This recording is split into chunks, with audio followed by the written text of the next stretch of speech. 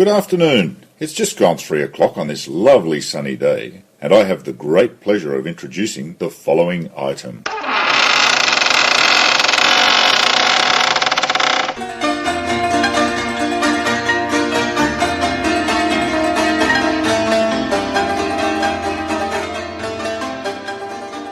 However, it is time for the very first, and possibly the last, Toe in the Water radio show.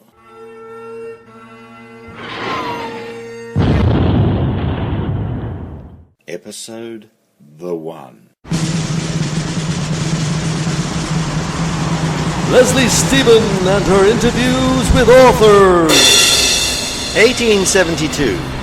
The discussion has already begun. Slidey Toes, you say? Indeed. And borogoves? Of course. What about moanraths? Outgrabe? I see nothing wrong with that. It's perfectly clear to me. It may be clear to you, Mr. Carroll, but I can make neither head nor tail of it. That may be because you are looking at the words as if you expect to know them, whereas you obviously don't. Meaning? The idea of a nonsensical work, which Jabberwocky most certainly is that the words conjure pictures other than you would expect. Hence, the images created in one person's mind will differ vastly from those perceived by another. The beastly Jabberwock is, in fact, not a creature of reality, but a creation of the mind. The words that I have so carefully deployed validate themselves as descriptions, in that they give a sense of the fearsome monster, yet allow the reader the liberty to exaggerate the illusion almost at will. Finished? Not at all. I make the point that my words, though made up, bear a semblance to real words. Take the word slidey, for example. The slithery, slimy toves would fare just as well in most people's minds, but the combining of the two words into one causes a heightening of the mystery and depth to the image. Layer upon layer of imagery gives rise to a vaguely nebulous feel to the work. The frumious Bandersnatch is another example. The words themselves are nonsensical, but the images that a mind's eye can paint are far more varied than what a writer can daub upon the blank canvas of his publication. Yeah, I see. But I don't think you do you? The ease of understanding often alienates the depth of penetration of the work into the reader's mind. The haunting image of the Jabberwock with eyes of flame, as it came whiffling through the tulgey wood and burbled as it came, is such that nightmares will provide fulsome horrors of a truly fantastic dimension, that mothers will have to soothe their children to sleep ere the dreaded Jabberwock is calmed to quiescence for another night. Quite. Now, if I could just get a word in edgeways. But that is also a truism. To get a word in edgeways could be likened to the infliction of an uffish, beamish, or even a frabjous word into an otherwise plain sentence. Let nobody say that a monster came along. I killed it and cut its head off with my sword, causing my father to be pleased with me, would replace the Jabberwocky as a bedtime tale of tortured, teamulous tuskering.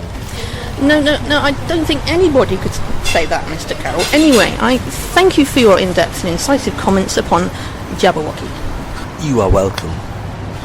Next week I shall be interviewing a foreign gentleman, a Monsieur Jules Verne, and asking him a few pertinent questions about some of his far-fetched literary ideas. That's 20,000 Leagues Under the Sea, a discussion in depth, with myself, Leslie Stephen, Friday evening at 7 o'clock sharp, right here, Hyde Park Corner, London. Leslie Stephen and her interviews with authors. And now we have a little musical interlude brought to us by the world-famous Jane Goldsack. That's me.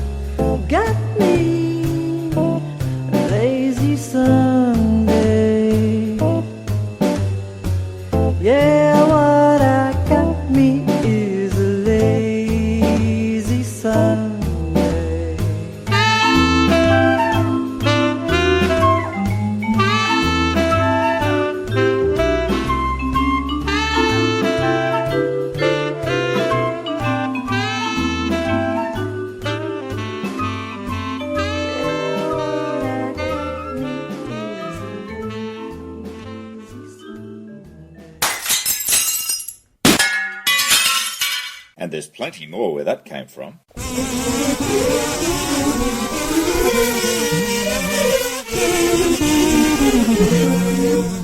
You alright with that?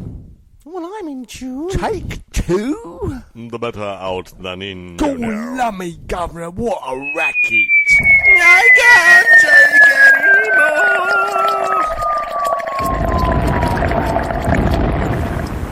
3 men in the Sahara.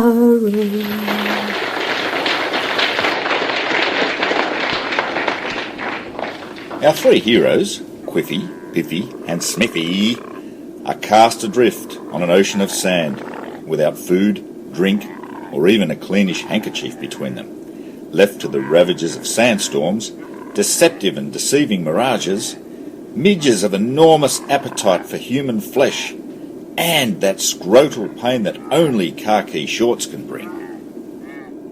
Quiffy? Yes, Smithy? I don't think that Smithy looks quite right, Quiffy. What makes you say that, Biffy, old chum? Well, it's his mascara. Oh. Yes, I see. Smithy? Smithy, old chap? Yes, Quiffy? That mascara. Yes? It doesn't do you any good, you know. Damn, it's all we've got to eat. I know, Smithy, that after 14 days without food and 3 days without water, even cheap cosmetics can suddenly become rather attractive. But we mustn't give up hope of finding an oasis with cool, clear water, rippling in a light breeze, surrounded by flourishing palms, laden with dates, and all manner of edible leaves, bark, and the like. What? Like that one over there? Where? Damn, another mirage. Sorry, chaps. You've been listening to a lot of twaddle, going under the assumed name of comedy, entitled 3 Men in the Sahara. We'll see you next week to find out if the boys have coped at all without those home comforts of hot water bottles and dolly mixtures. 3 men in the Sahara. Well, it has been rather strange since that incident with the camel. Yes.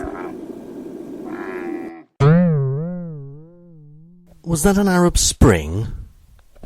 And now we have a little musical interlude brought to us by the world-famous David Putley, and that's not me. I was standing in the bedroom when it suddenly came clear that at last I don't remember that at one time you were here. All that stuff that used to haunt me like you rode behind the door. For the first time I don't notice they're not here anymore. And I don't remember summer, I do not remember fall. So it's possible December never happened after all. Did we trim the tree together? I can't get the image through. Cause I don't remember Christmas and I don't remember you.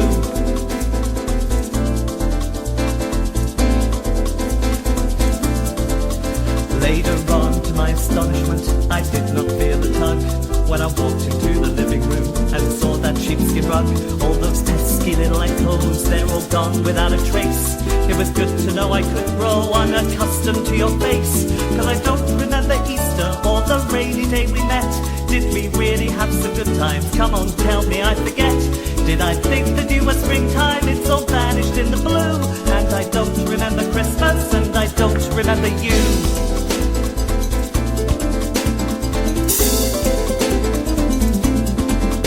If she wants to leave you, well let her, says a practical voice in my head.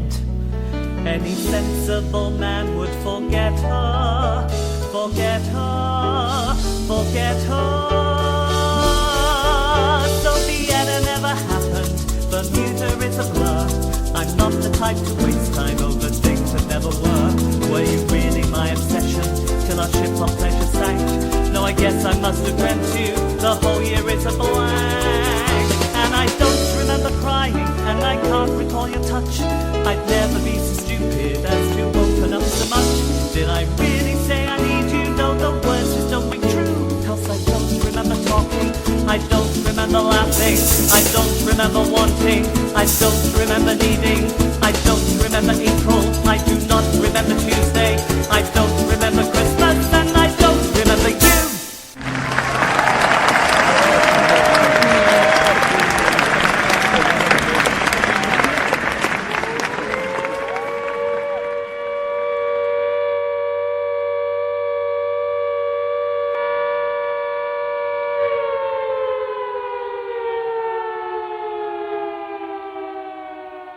Yeah, so that's still clear then, is it? Yeah, that's right. So that's safe to go outside now? Yeah, He's finished singing? yeah. Okay, good.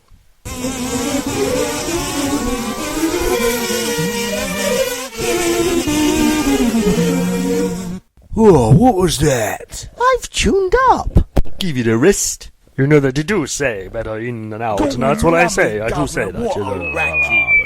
I can't take anymore.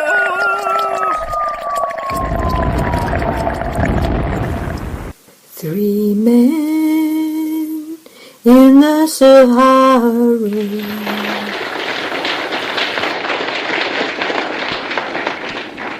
It's that time once again, the moment that we've all been waiting for. The continuing adventures of 3 Men in the Sahara. Part 2. Sand Dance. Yes, the adventures continue right into the middle of the most dangerous of waterless graves, a land of sun-drenched tortures for those of uncamel-like proportions, the African Sahara Desert. Not to be confused with any other Sahara desert, they're all pale imitations and not to be trusted. Quiffy? Yes, Biffy? How long has Smithy been boiling that bally kettle? I'm thirsting for a cuppa. My mouth is as dry as that waddy there. What waddy where? Damn, another mirage. Smithy hasn't actually got a kettle. He's just making the noises. Oh, I say. Now he started whistling. It's probably boiled. I asked for coffee. Has he got a percolator? Well, he can make the noises for that. Smithy is a damn fine fellow to have on board our ship of the desert. Yes, he's an absolute brick. Smithy, old chap. Yes, Quiffy? How are the drinks coming along? Nearly ready? Yes? And you'll have to cut that last fig into 3. Damn, it's all we've got to eat. I know, Smithy, but it's difficult to get even one of our 5 a day out of just 1 fig. We really need to keep our spirits up. It's been an absolute age since we bathed in that oasis or filled our water bottles in a flowing wadi. What I wouldn't give for a dip in the cool waters of a blue lagoon. What? Like that one over there? Where? Damn, another mirage. Sorry, chaps. Will the 3 men return in time for the next instalment of 3 Men in the Sahara? 3 men in the Sahara. Quiffy, old chap. Yes? I'm beginning to think that I've been in the desert for too long. I'm starting to find Smithy rather attractive. Yes. And now, it's time for... Poetry Corner! What? Like that one over there? Where? Damn, another mirage. Sorry, chaps. It's time. Yes, it's time. Yes, it's time. It is time for Poetry Corner! If I had to recite a performance poem at a moment's notice, on the tube. We are the filling in a subterranean sausage roll. The sitting, standing film of sweat-exchanging extras in a not-so-starring role. The severely resigned to be confined, tunnelling creatures left in the dark, when we could all really do with a stroll in the green of Wembley Park. The broken limb in a cast of thousands that could surely do with a deeply satisfying scratch. The stick-thin redhead who's more than a match, but considered a health and safety hazard in a gunpowder plot. We are, and what are we not? We are the not-so-great, great unwashed, squashed like Sardinians in Cannes. We are the beginning, the ending, the stops in between, as the carriage of time transports us on our journey. And that was Poetry Corner!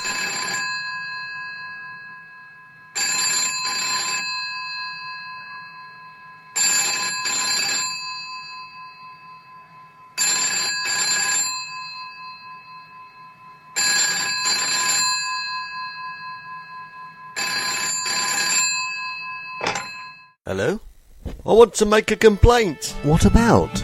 Everything. It's awful. And now we have a little musical interlude brought to us by the world-famous... Me. Maybe she is the one for me. Maybe she is not. And on it goes.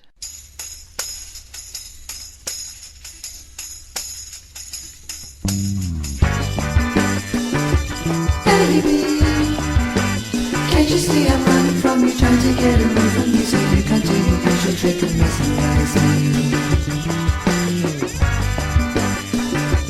Maybe you already had it in your heart that you would take me from my comfort zone to introduce me to my own mind. Get away, far, far away. Get away. Oh, save me from myself and lock me up inside a box and throw the key away so I can find it any day soon. Get away, far, far away. Get away.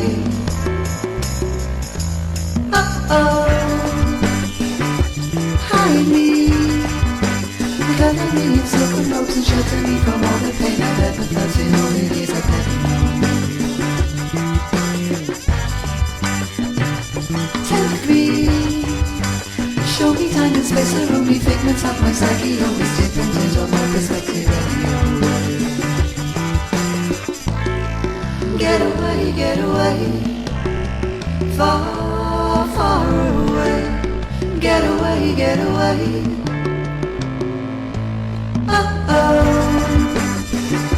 Show me things I've never dreamed about that make me want to scream and shout in ecstasy and gratitude for what I achieved. Get away, far, far away. Get away.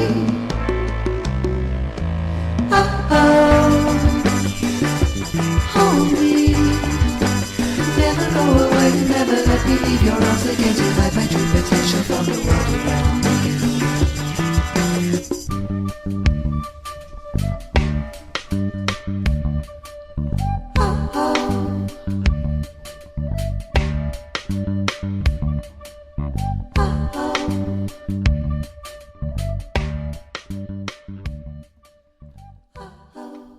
And that was another track from Jane Goldsack's That's Original album, which is now available. Questions with musicians! Jane, if you had a hole in your soul, what would you do with it? Darn it. Thank you, Jane. And now, the first in a new series of literary musical collaborations. This is an envisioning of Wuthering Heights as envisaged by Emily Bronte, Kate Bush, and Tori Chatfield, and myself, the ever-present Graham Sandford. Wuthering Heights, Heathcliff's viewpoint. Aye, we'd been out on Wiley Windy Moor again, where we'd rolled and fallen on ground. Admit I've a bit of a temper, but she were all jealous like, too hot, too greedy. Had to leave her. She were all possessive, you know, we had a love-hate relationship. Then there were those nightmares. She said they were really depressing, they got her down. She had to go. And then there were a stammer, wuthering heights, she used to say, eventually. Heathcliff, she called. It's me, Cathy. As if I didn't know who it was. But would I have her back? I'm not surprised that she's cold, dressed like that, and why can't she come in through the door like a normal person? Yeah, it does get dark at night, and it gets lonely when you're on your own. On the other hand, she pines heck of a lot, and she's a bit dependent on me. She's coming back. Well, it's her choice. I think she likes a bit of rough. Well, you've got to be cruel to be kind, so I says. And as for being the only one, well, that's hardly likely. She's out at all hours, traipsing round moors. She'll be back soon with another one of her ideas. Call this home? It's no but a lot of stammering. Wuthering heights, indeed. Heathcliff, oh, she's back. It's me, Cathy. I know it is. But will I have her back? Like heck I will. I'm surprised she ain't caught a cold dress like that. It won't keep a whippet warm. And if she tries to get through that window again, oh, I'll let her have it all right if she tries to grab my soul away. What does she want it for, anyhow? Yes, I know it's you, Cathy. Heathcliff! Oh, no, not again. It's that Cathy, doesn't she ever give up? Bothered if I'll have her back? She'll catch a chill, she will. And look at mess she's made of my window. Fancy her having a go at it with a crowbar. Women. That was the first ever Toe in the Water radio show, which included the talents of myself all the way from the Antipodes, Craig Henningham, and also Jane Goldsack. I suppose I got off rather lightly. David Putley. Zig of the Woodward. Katrina Henningham from a land down under. Tory Chatfield. Placelina Farmer. And Graham Sandford.